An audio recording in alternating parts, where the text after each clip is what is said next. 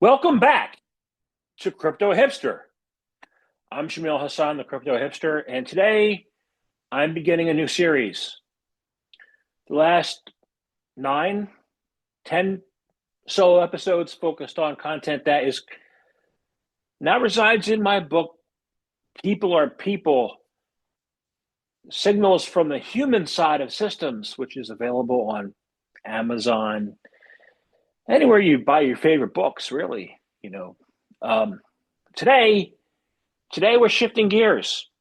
Today, we're beginning a new series, not about markets and not about price, not specifically even about crypto or blockchain. You know, today I want to talk about a word that's foreign to most people. That word is stewardship. Now, for the past couple of months, several months, and really for the past 5 years, I've been writing my next book, Inheriting Saturn. And at the heart of that book is really one question. When does a system stop belonging to its creator? Now, that question applies to cryptocurrencies, of course, with a prime example being Satoshi Nakamoto, but it also applies to businesses, to recovery fellowships, to families, to institutions. And I think it's one of the most important questions we'll face over the next generation. In the book, I use planets as a framework for exploring that idea. Today, on this solo episode, we're going to begin with Jupiter. Now, you might ask, why start with Jupiter? Because most of us don't experience systems at the moment they're created. We don't experience the sun exploding and then Mercury and then all the planets coming in line in order from the beginning. Most of us, we inherit systems that were already there. Unless you're founding a brand new company out of scratch and have no resources whatsoever and no connections from your prior organization at all of us, somewhere, somehow, some way, inherit systems. Now, none of us who are watching this today, or maybe alive today at all, met the Wright brothers before boarding an airplane. None of us ever met Steve Jobs before buying an iPhone. Millions of people have benefited from Alcoholics Anonymous without ever meeting Bill Wilson, Bill W., friends of Bill.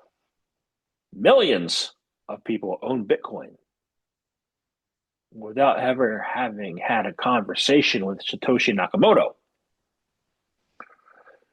We usually enter the story after someone else has already begun writing it. That's Jupiter.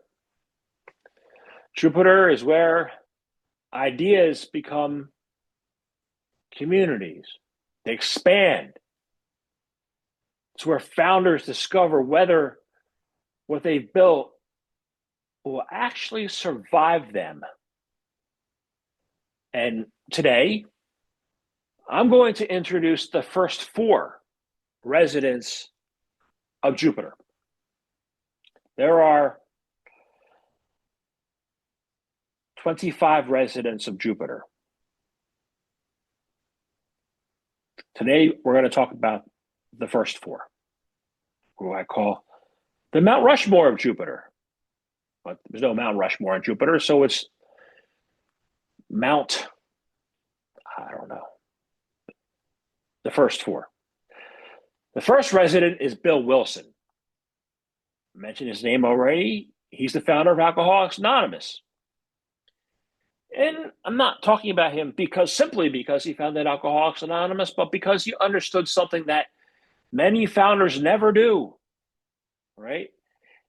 If a movement depends upon one personality, it eventually dies with that personality. Not always, but most of the time. FTX with Sam Bankman-Fried. Celsius with Alex Mashinsky. Bill Wilson spent years helping create traditions that prevented AA from revolving around him. Leadership became service. Authority became responsibility, shared responsibility. Personal recognition became less important than collective survival. He understood that stewardship means preparing others to carry on what you've built. And that's why Bill Wilson belongs to Jupiter. AA is, to me, a prime example of stewardship that continues to carry forward without the original founder being there or being alive. The second resident of Jupiter, and this might come as a shock to some, but not to me, is Charlie Lee. Charlie Lee is the creator of Litecoin. Few decisions in crypto generated more discussion than Charlie selling his Litecoin on December 20, 2017, the day that Bitcoin first hit 20,000, the day that XRP hit its local high of $3.17. Charlie sold, and people debated whether it was right, and Charlie sold became the headline for years. Now, people debated that, right? They debated whether it was right or wrong, whether founders should continue holding large positions in the projects they create. I mean, Satoshi's wallet has a lot of Bitcoin, but over time, I have become much less interested in that transaction and much more interested in the question behind it. Question is, what responsibility does a founder have after creating a decentralized network?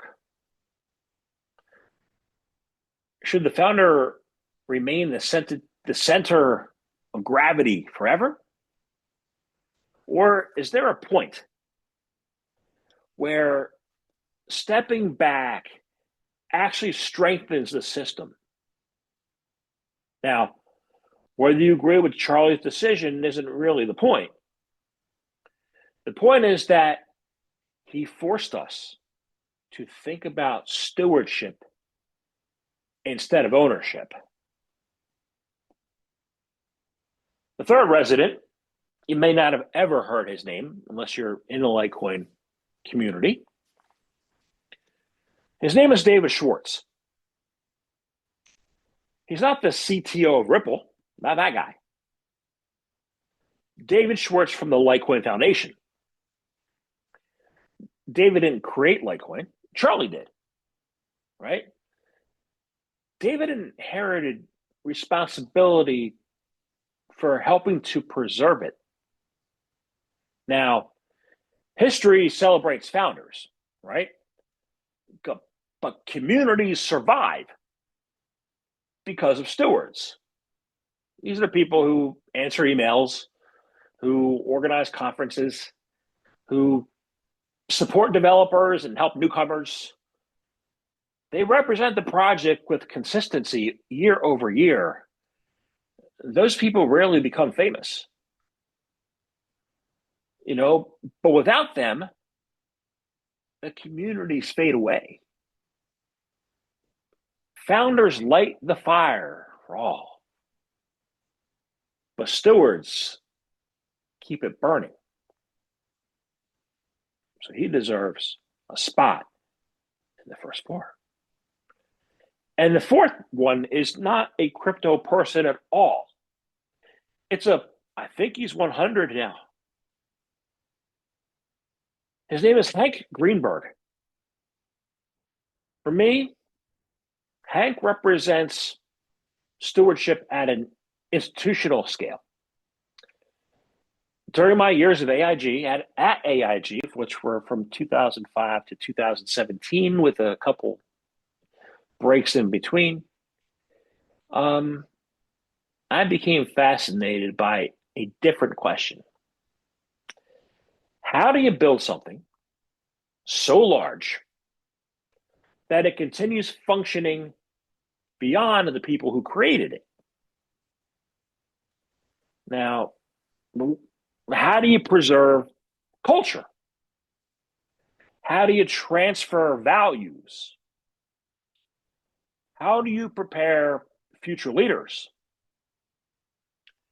Those are not insurance questions. They're human questions. Every founder eventually has to face them. Every entrepreneur, every nonprofit, every open source community, every family business. Eventually, someone has to carry on the mission. Now, what's interesting is these four people, Bill Wilson, Charlie Lee, David Schwartz, and Hank Greenberg, they appear to have very little in common. One focused on recovery, another crypto, another open source decentralization, insurance. Very different industries, very different eras, different personalities. Yet each one forces us to ask exactly the same question. What are we really trying to leave behind? Is it wealth? Is it recognition? Is it followers? Or is it something, I don't know, much more valuable, like a community that thrives without us being there? That's stewardship. Now, one of the reasons why I started Crypto Hipster nearly half a decade ago was not to record interviews. Looking back, I realized I've been building an archive, a database, something I've done all my life, built databases. Hundreds of founders, hundreds of conversations, and hundreds of lessons. Like building databases in corporate America, someday I'm going to stop recording. And it might be sooner than later. But I hope these conversations continue helping people long after I'm gone. And that's the difference between creating something and stewarding something. And I'm going to tell you, a lot of these conversations in this book were with people I spoke to 5 years ago, where NFTs might have, aged really badly. But the human conversations underneath are evergreen. They're in the archive and they are stewarded. Now, over the next several episodes, we'll continue meeting the residents of Jupiter. These people I just talked about. People from very different worlds. Very different. But they accepted responsibility for something much larger than themselves. Some founded movements, and some inherited them, and some quietly preserved them. Many are from far reaches of the earth. Very different places, very different backgrounds, very, very different. But all of them remind us that great systems don't survive because of brilliant founders alone. They survive because ordinary people, regular people, you and me, not the famous influences of the world, but people, chose to become extraordinary. They became extraordinary stewards. I'm Jamil Hassan. This is Crypto Hipster. Thanks for listening. I'm excited, very excited to bring you the next 4 residents of Jupiter. And residents of Saturn, when we get there, they're going to knock your socks off. Next week. Thanks for tuning in. I'll see you next week. Thank you.